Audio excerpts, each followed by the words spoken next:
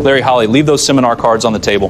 Those are prayer cards. People ask for guidance. They listed savings, retirement accounts, and financial goals. For years, people trusted Larry A. Holly with their retirement savings, their faith, and their futures. Every single one of them was wrong too. You cannot separate money from people's burdens. Then your team pulled the wealthier people aside. We offered counsel where the need was greatest. She would not remember what she said next, only that her hands were shaking and the microphone kept slipping. 68 years old, 41 years working the line at Buick City. Every dollar she had saved for retirement, gone. That was the first victim to testify at the sentencing of Larry Alton Holly. There would be 141 more. Between 2014 and 2017, Holly preached prosperity to his congregation at Abundant Life Ministries in Flint, Michigan. He wore a clerical robe on Sundays and a tailored suit on weeknights. He carried a Bible in one hand and an investment brochure in the other. By the time the Securities and Exchange Commission froze his company accounts, he had taken $9.3 million from more than 140 of his own believers. He prayed over them first, every single one. All right, I want to run something by you. If your own pastor stood at the altar and asked to see your retirement statements, would you show them? Yes or no in the comments. And subscribe if you have not yet. This case is one of the ugliest affinity fraud cases in Michigan history, and the details only get worse from here. Larry Alton Holly was born in 1957 in Flint, Michigan, a city that at the time still belonged to General Motors. His father worked the second shift at the Chevrolet Flint assembly plant. His mother took in ironing and sang alto in the choir at a small storefront church on Saginaw Street. Larry was the third of 5 children in a 3-bedroom house on the north side of town, half a mile from the plant gates. He was, by every account, the quiet one. Neighbors remembered him carrying his mother's grocery bags up the porch steps without being asked. His 3rd-grade teacher wrote on his report card that he was attentive, respectful, and unusually careful with money for a boy his age. When his older brother spent his lunch money on candy from the corner store, Larry hid his in a Prince Albert tobacco tin under his bed. By the end of 5th grade, the tin held $11.42. He was called to preach at 14. That was the language his family used. Called. It happened during a revival week at Mount Zion Baptist on the corner of Pearson and Clio, and the visiting evangelist laid a hand on Larry's shoulder and told him the Lord had put a word inside him. His mother wept. His father, who had never wept in front of his children before, wept too. By the time he graduated from Flint Northern High School in 1975, Larry Holly had preached his first sermon, worked 2 summers stocking shelves at the Kroger on Dort Highway, and saved $1,400. He enrolled that fall at a small Bible college in Grand Rapids. He studied theology, homiletics, and, for reasons he would later describe as practical, elementary accounting. He returned to Flint in 1979 with an associate's certificate in ministry and a wife he had met in his 2nd year, Deborah, who taught kindergarten at a public school on the east side. They rented the upstairs unit of a duplex on Welch Boulevard for $89 a month. Their first child was born in 1981. For almost 15 years, Larry Holly preached wherever he was invited. He filled in at pulpits across Genesee County when other pastors took ill or went on vacation. He worked days at the Citizens Bank branch on South Saginaw Street, first as a teller, later as a personal banker, helping working-class families set up their first savings accounts. He was good at it. His performance reviews at the bank consistently used the same 3 words: trustworthy, patient, diligent. He was 36 years old the year he founded Abundant Life Ministries. It started in the community room of a bowling alley on Fenton Road in 1993. 42 folding chairs and a portable organ. Within 4 years, the congregation had grown large enough to buy an abandoned Baptist church building on Corunna Road, a red brick structure with peeling white trim, and a bell tower that had not rung since 1968. Larry Holly preached his first sermon in that building on Easter Sunday of 1997. The pews were full. For 17 years, Abundant Life Ministries grew. 600 members by 2005, 900 by 2010. Larry Holly became a fixture in Flint, a pastor who visited the hospitals, who ran food drives, who officiated at the funerals of laid-off Buick workers when nobody else would. He was, and this is important, genuinely trusted. His congregation loved him, and they had every reason to. That trust would be the vulnerability he exploited. To understand what Larry Holly did, you have to understand two things about Flint, Michigan, in 2014. The first is what had happened to the money. General Motors had shed nearly 80,000 jobs in Flint over 3 decades. Buick City closed in 1999. AC Delco laid off thousands more in the years that followed. The city that once had the highest per capita income in America had become one of its poorest. And the people who had spent 35 years on the line, who had done everything right, who had contributed to their pensions and their 401ks and their IRAs, were sitting on retirement accounts they were terrified of losing. Many of them had already lost some of it. The 2008 financial crash had wiped out portions of their savings. They did not trust the stock market anymore. They did not trust the banks. They did not trust the financial advisors on television. But they still had to make their money last, and they had to make it grow. The second thing you have to understand is what they did trust. They trusted their pastors.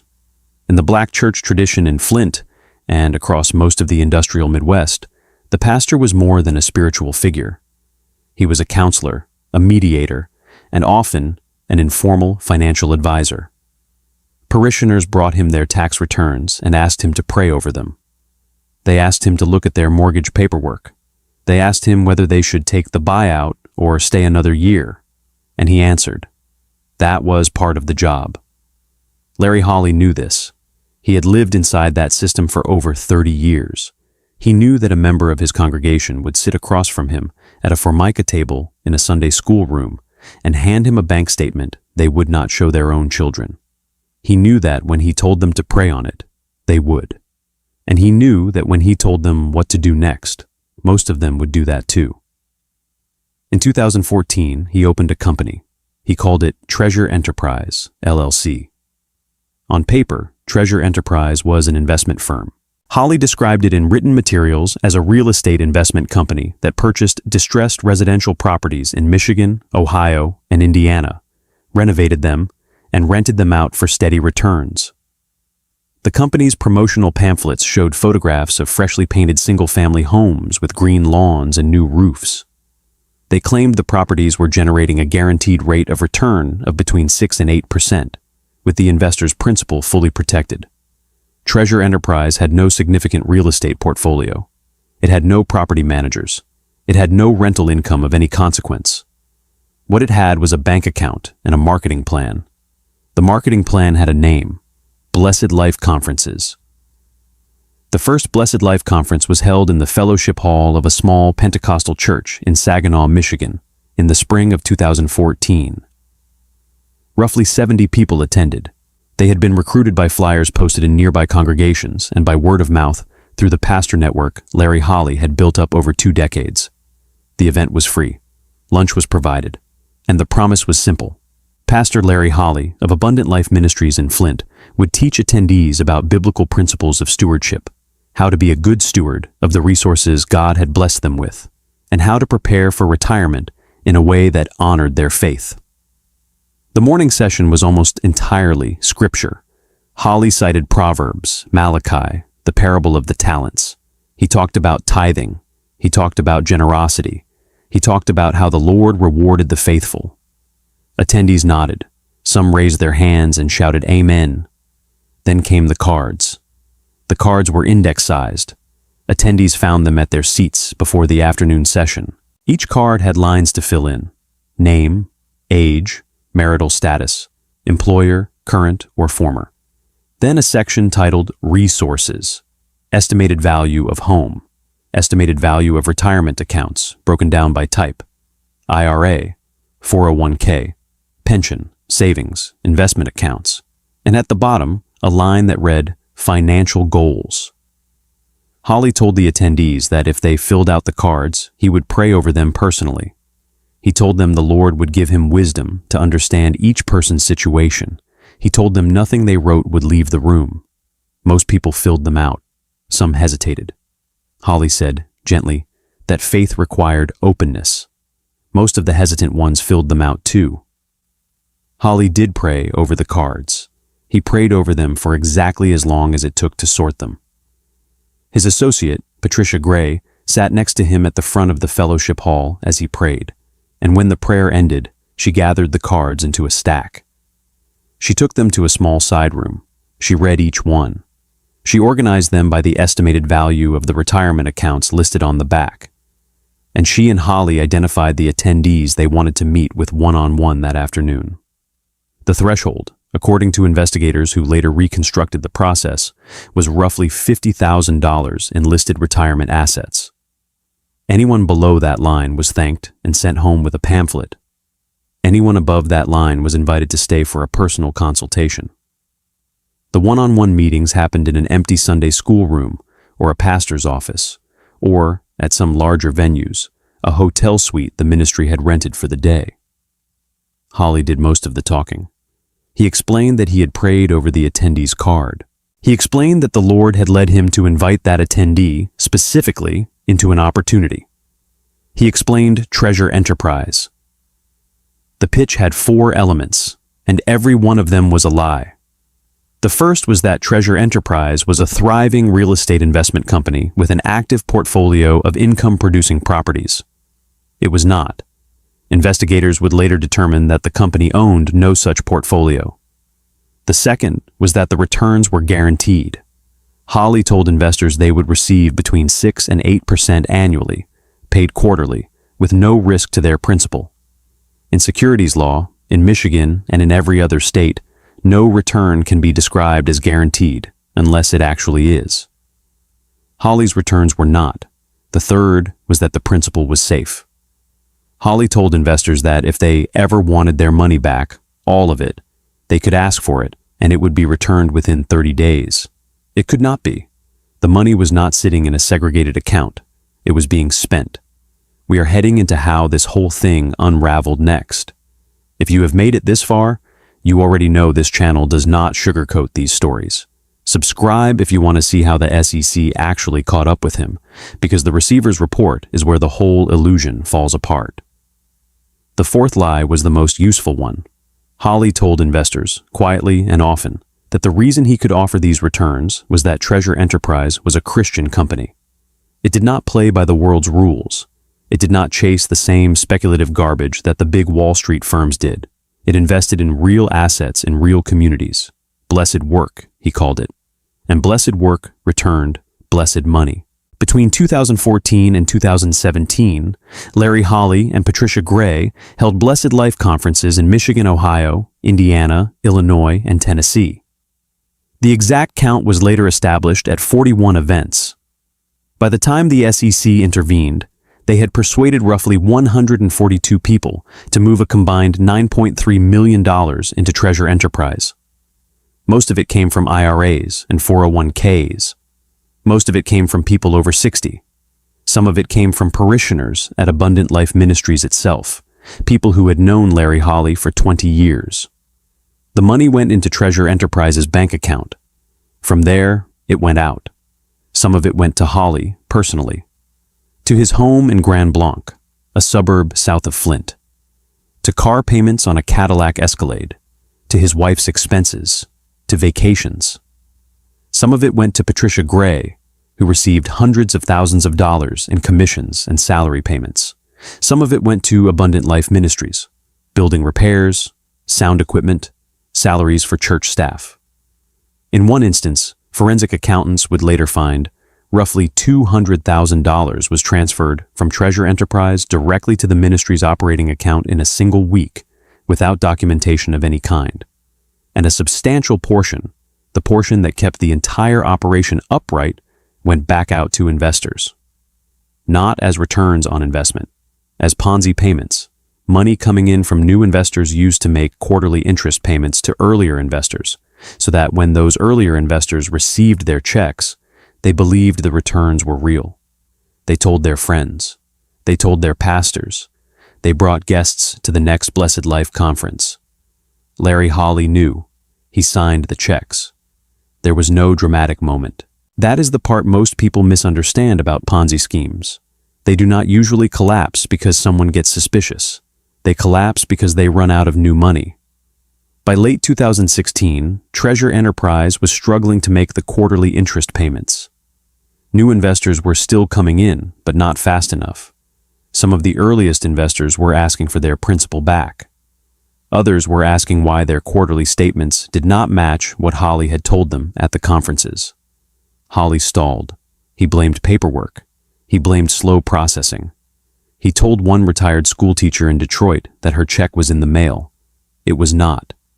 Somewhere in that period, a retired Delphi automotive worker in Ohio who had rolled his entire pension into Treasure Enterprise on the promise of 6% guaranteed returns, called the Ohio Division of Securities. He said something did not feel right. He said his pastor friend in Michigan was not returning his calls anymore. He asked whether Treasure Enterprise was a registered investment advisor. It was not. The Ohio Division of Securities forwarded the complaint to the Securities and Exchange Commission's regional office in Chicago. An SEC enforcement attorney opened a preliminary investigation in early 2017. Subpoenas went out to the bank that held Treasure Enterprise's accounts. Records came back. The records showed no meaningful real estate holdings, no rental income, no legitimate investment activity of any kind. They showed instead a bank account that had received millions of dollars from individual investors and disbursed millions of dollars to Larry Holly personally, to Patricia Gray personally, to Abundant Life Ministries, and to earlier investors labeled as interest payments. The SEC moved fast. On April 26, 2017, the SEC filed an emergency civil action in the United States District Court for the Eastern District of Michigan. The complaint alleged securities fraud, wire fraud, and the operation of an unregistered investment advisor. It asked the court, on an emergency basis, to freeze all of Treasure Enterprise's assets and to appoint a receiver to marshal what remained. The judge granted the emergency motion the same day. The accounts were frozen within hours. Larry Holly learned about it that afternoon when a courier delivered a copy of the temporary restraining order to his home in Grand Blanc. His wife signed for it. He was upstairs. He came down the stairs and read the order at the kitchen table. He did not speak for a long time. Then he called his attorney. The attorney told him what was coming. By the following morning, a court-appointed receiver had physical control of Treasure Enterprise's offices on Miller Road in Flint. The doors were locked. A notice was posted in the window. Investors who arrived that week to ask about their money were met by a receiver's assistant with a clipboard, who took their names and told them the money was gone. The receiver was a Detroit-based attorney named Wendell Amberg. He had been appointed as a receiver in 3 prior SEC cases in the Sixth Circuit. He knew how these cases worked. His first task was to preserve what remained of the assets. His second was to reconstruct what had happened to them. Amberg's forensic accounting team spent the summer of 2017 tracing every dollar that had entered and exited Treasure Enterprise's accounts. They pulled bank records going back to the company's founding in 2014. They pulled Holly's personal accounts. They pulled Abundant Life Ministries accounts. They pulled Patricia Gray's accounts. And they pulled the accounts of every individual investor they could identify from Treasure Enterprise's own client files. The pattern was unmistakable. Amberg identified 142 individual victims across 5 states. He identified $9.3 million in principal that had been solicited from those victims between 2014 and 2017. He identified less than $400,000 in recoverable assets. The rest was gone, spent, distributed, or paid out to earlier investors as fake returns. In September of 2017, the SEC referred the case to the United States Attorney's Office for the Eastern District of Michigan for criminal investigation. IRS criminal investigation took the lead on the forensic side. The IRS agents obtained Holly's personal tax returns going back to 2010. They compared his reported income to his actual bank deposits and personal expenditures. The gap was significant. They They found luxury purchases that did not correspond to any legitimate income source. They found cash withdrawals in amounts and at frequencies that did not correspond to a pastor's salary. They found a lifestyle funded almost entirely by other people's retirement savings. They also found the cards. The cards were the smoking gun. Investigators recovered several thousand of them, most of them still bundled by conference and date, in a filing cabinet at Treasure Enterprises' office. Each card had, on the back, a handwritten notation, a number, sometimes a check mark, sometimes a name and a follow-up date. The numbers corresponded to the estimated value of the attendees' retirement accounts as they had disclosed them on the card. The check marks corresponded to the attendees who had been pulled aside for the one-on-one meeting. The follow-up dates corresponded to when Holly and Gray had scheduled the rollover call. Every prayer had a price tag written on the back. Investigators sat with victims. They took statements from all 142. A retired GM electrician in Flint had rolled his entire 401k into Treasure Enterprise in the summer of 2015. He had known Larry Holly for 11 years. Holly had officiated his mother's funeral. He gave Holly $187,000. He received 4 quarterly interest checks totaling roughly $11,000. Then the check stopped. He never saw the principal again. A 72-year-old widow in Saginaw had attended a Blessed Life conference in 2015 with her sister. She had been a public school teacher for 34 years. She rolled $96,000 of her retirement into Treasure Enterprise after a one-on-one meeting with Holly in a hotel suite in Bay City. She told the IRS agent later that Holly had held her hand and prayed with her before she signed the paperwork. A laid-off Delphi worker in Kokomo, Indiana, had scraped together $63,000 from 3 separate retirement accounts and given it to Holly in 2016.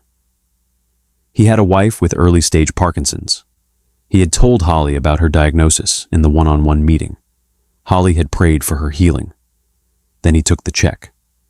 Patricia Gray was arrested first. She agreed to cooperate.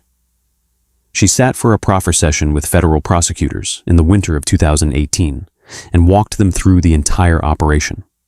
The cards, the prayer, the sorting, the pitch, the bank transfers, the Ponzi payments. She confirmed on the record that Larry Holly had known, from the beginning, exactly what Treasure Enterprise was. Holly was indicted on July 15, 2019. Federal agents did not stage a dramatic pre-dawn raid. That was not how this case ended. There were no handcuffs on the front lawn. There was no perp walk on the 6 o'clock news. Instead, on a Tuesday morning in the summer of 2019, 2 special agents from IRS Criminal Investigation and 1 from the FBI drove out to Larry Holly's home in Grand Blanc. They arrived at 7:45. Holly's wife answered the door. She had been expecting them. Their attorney had called 2 days earlier. Holly came downstairs in a light blue polo shirt and gray slacks. He offered the agents coffee. They declined. The lead agent, a woman named Special Agent Denise Rowlett, sat across from him at his own kitchen table. She placed a red folder on the table between them. She did not open it. "Pastor Holly, do you understand why we are here this morning?" "I have a general understanding. Your attorney has explained the indictment." "He has. Do you have anything you would like to say to us?" Holly looked at the folder. He looked at the 2 other agents standing near the doorway. He looked at his wife, who was standing by the sink with both hands flat on the counter. He looked back at Rowlett. "I never intended for anyone to lose their money. I want to say that. I never intended that. That is not what I asked, sir. I know. Did you tell those investors their principal was safe?" A long pause. "I told them the Lord would protect it." "Did you tell them Treasure Enterprise owned real estate?" Another pause. Longer. "I told them what my materials said." "Your materials were not true, sir. You knew that." Holly did not answer. Rowlett opened the folder. She placed 3 exhibits on the table in front of him. The first was a Blessed Life Conference registration card from a 2015 event in Toledo. The victim's name was on the front. The estimated retirement value, $112,000, was written in Holly's own handwriting on the back. Next to it, a checkmark. The second was a copy of a wire transfer from Treasure Enterprises' operating account to Holly's personal checking account. $48,000. Dated 3 days after the victim's rollover. The third was a photograph of a promotional pamphlet Holly had distributed at the conference, showing a house on a green lawn that had never existed in Treasure Enterprises' portfolio. Holly looked at the 3 exhibits. He did not touch them. I would like to call my attorney now. The agents packed up. They did not arrest him at the house. He surrendered voluntarily at the federal courthouse in Detroit later that morning, accompanied by his lawyer. He was processed, arraigned, and released on bond by the end of the day. The case did not go to trial. In August of 2020, Larry Holly entered a guilty plea to 1 count of conspiracy to commit mail fraud and wire fraud. The plea agreement acknowledged the full scope of the scheme. 142 victims, $9.3 million in losses. Faith-framed affinity fraud that had specifically targeted retirees and laid-off auto workers. Patricia Gray pleaded guilty separately. She was sentenced to 42 months in federal prison. Holly's sentencing hearing was held on October 8, 2021, in Judge Lori Michelson's courtroom in the federal courthouse in Detroit. It lasted most of the day. The prosecution presented 16 victim impact statements. The retired GM electrician spoke first. He said he had lost the money he had saved to help his grandchildren pay for college. He said he could not look at his own church pew anymore without feeling betrayed. He said, "I trusted that man because he stood in a pulpit. That is what he counted on." The Saginaw widow spoke next. She said Holly had prayed with her before he took her $96,000. She said she would spend her remaining years working part-time at a grocery store because of him. She said, "He did not just steal my money. He stole my faith in my own judgment. I do not know how to trust a preacher anymore." The Kokomo Delphi worker submitted a written statement. His wife's Parkinson's had advanced. They had lost their home. He wrote, "Pastor Holly knew what he was doing when he prayed for her healing that day. He knew he was going to take our money. That is not a mistake. That is a decision." The prosecutor asked for the top of the guideline range, 10 years. The defense asked for leniency. Holly's attorney argued that his client had already lost his ministry, his congregation, and his professional standing. He noted Holly's decades of pastoral service, his cooperation with the receiver, and his acceptance of responsibility. Holly himself addressed the court briefly. He said he had failed. He said he was sorry. He said he had prayed for forgiveness every day since the SEC action. He did not, at any point, dispute the facts. Judge Michelson delivered her sentence in a written statement she read from the bench. The court has presided over many fraud cases in its time on this bench. Few have carried the specific